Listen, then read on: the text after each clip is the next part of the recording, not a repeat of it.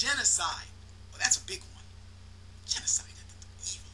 And that's when you bring up the Nazis again, the ultimate examples of evil. They tried to kill all the Jews. Genocide. Look how evil they were. And, you know, we can also put world conquest. I'm going to throw the world conquest thing in there because I think it's kind of funny to throw that part in. So we got the Nazis, ultimate examples of evil. They committed genocide. They tried to commit genocide, and they were trying to take over the world. Well, let's go back in history a bit. You ever read some of the exploits of Joshua in the Bible? See, by the way, I'm sticking with the Bible because most transcendent moralists happen to be Christian. I'm sorry, but it just seems to me that every time I bump into somebody who's arguing transcendent moral law, they're a God believer of some sort, and they're usually Christian. Which, let me go off topic for a little bit. One of the funniest moments in that comment section that I had with that dude was he instantly was like, where the fuck are you getting this whole thing about me being religious from? Can you even read? When did I bring religion into this? Well, in your second or third post, I believe you jumped down my throat for being an atheist.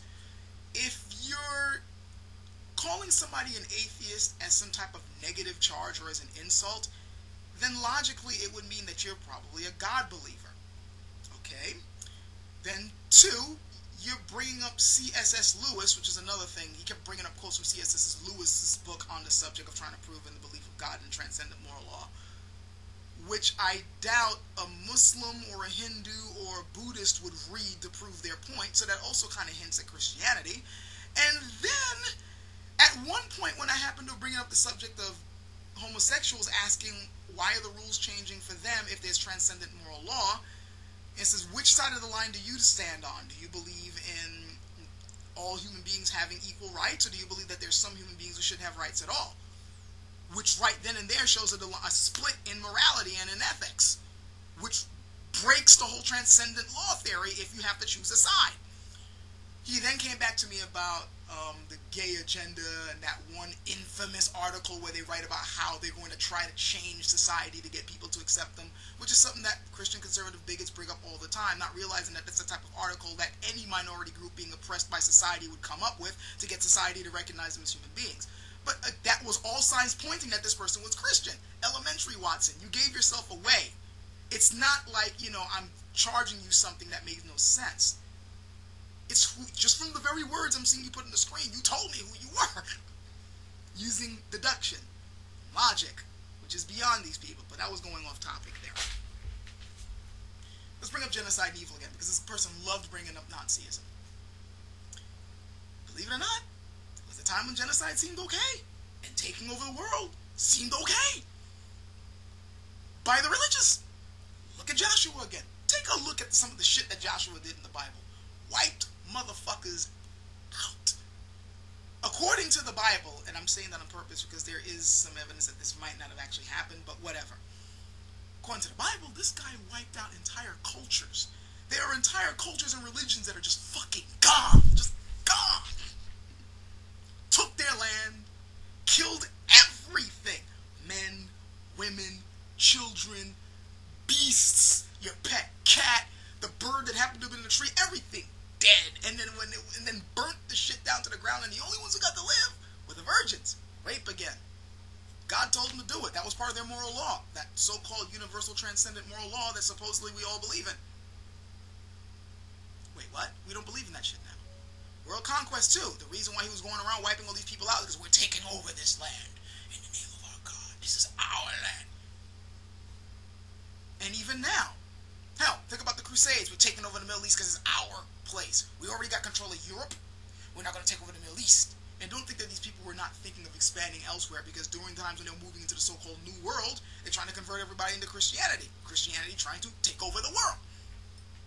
Same thing that Nazis were trying to do. But according to them, it was okay to do. Part of their moral code.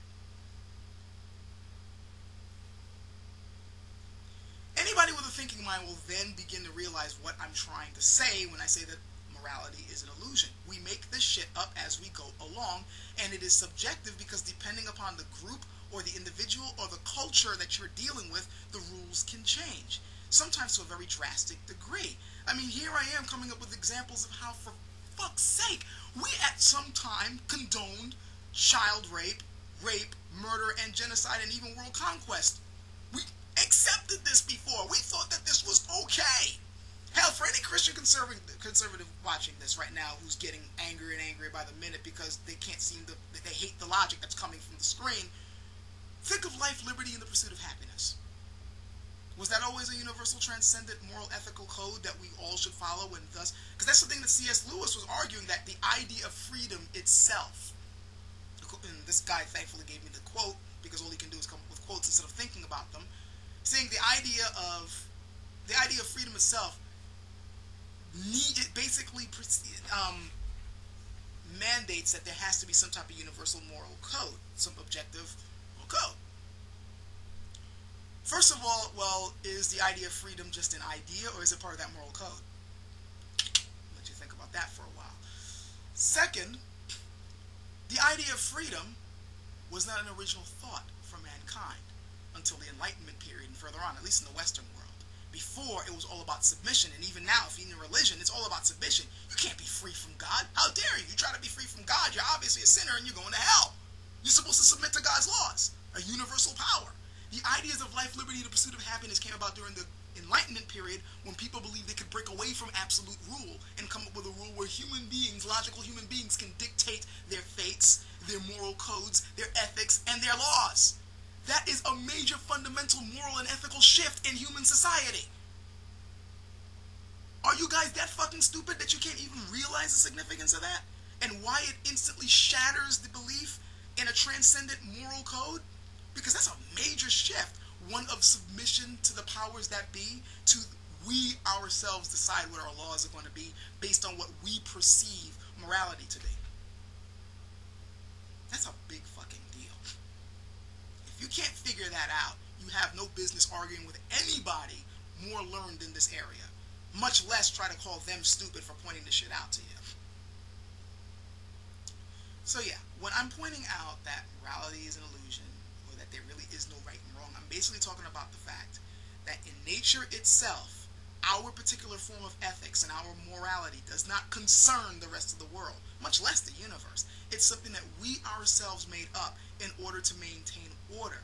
And in order for it to work, we have to accept that these rules are non-debatable, that we do not, we see them as objective rules. Otherwise, it doesn't work. If we believe that, it's one thing to know that we can make these rules up anytime we want.